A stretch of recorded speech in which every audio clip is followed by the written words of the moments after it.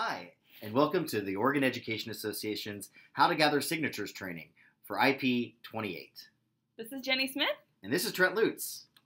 We are so excited that we have our signature sheets back and ready to collect signatures. Yay! To start off with, let's go ahead and look at what the title exactly says. We were really happy because we got a very clear title. It increases corporate minimum tax when sales exceed $25 million, funds education, healthcare, and senior services. This can be found on the top of every petition sheet. So we want you to feel comfortable getting signatures. It's really simple. It's about following the instructions.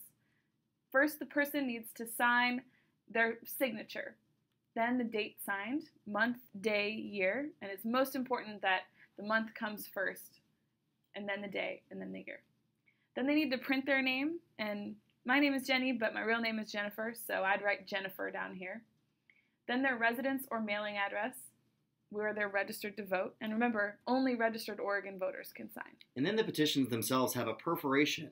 This part will actually be removed once they're turned in, but we want to be able to collect their phone number, whether it's okay to text them, and their email address, so just in case we have any questions or need to follow up with them, that we have that ability. So please ask them to fill that out. And make sure when they're writing their address that it stays to the left of the perforation. That's right.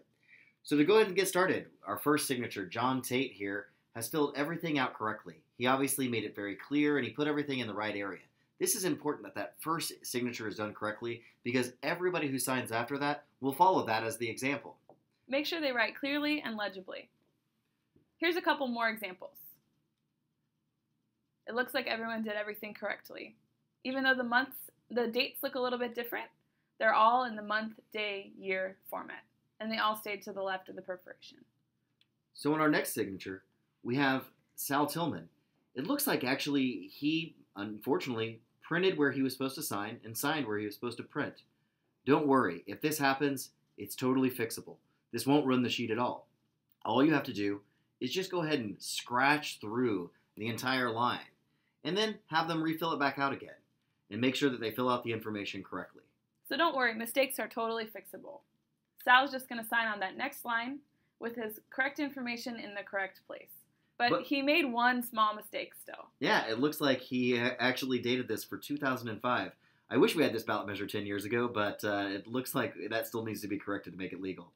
Here, in order to make it work, all they need to do, if it's a small mistake, is just scratch it out right there, fill in the correct information, and initial it. That way, you know exactly that that voter has actually updated their information. So this signature and the rest of the sheet would be just fine. And then you can just go on and keep collecting all the way to the bottom. The fact is that here you can see that Penelope Pickled signed on line 10, skipping a few lines. That's absolutely okay. Number one is that it doesn't matter which line folks put their information on. And number two is that you can absolutely turn in a sheet even if it's missing data and missing lines.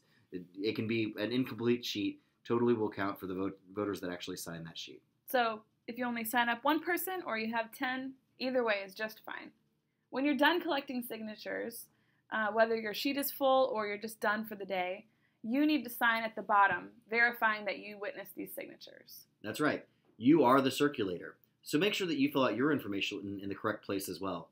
That you sign where it's signature and date in the same order, the month, day, year, and that you actually print your name and put your registered voter's address.